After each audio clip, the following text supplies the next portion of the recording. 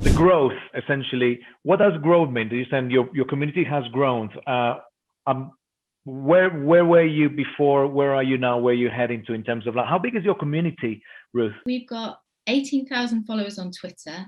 That's growing at a rate of about 1,000 a month, I think, because Amazing. we suddenly have a lot more interesting content that we put out. I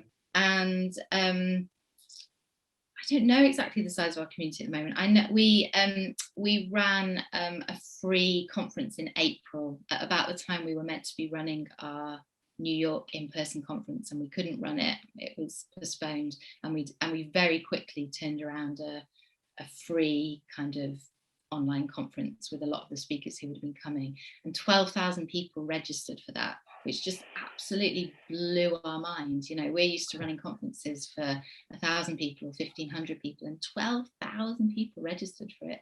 So we've seen growth this year that we just couldn't have contemplated before, as we were kind of slowly adding people who recommended other people. Our list in the past had been made up of basically people who've attended our events before, and suddenly our community is growing because people want to access our content. This is quite a new concept for us. It's very exciting. It's very exciting. As a marketeer and as a business strategist within the online communities space, I was amazed when I've seen that, okay, so a physical event, 1,000 attendees, 1,500 attendees, and suddenly you get 12,000 people joining. That to me is community love.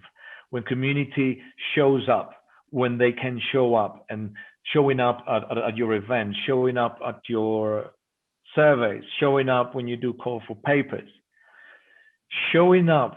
And I just really wanted to highlight this because this is amazing. So showing up to your YouTube channel, that the top 10 most viewed YouTube sessions and events have a combined audience of 5 million views.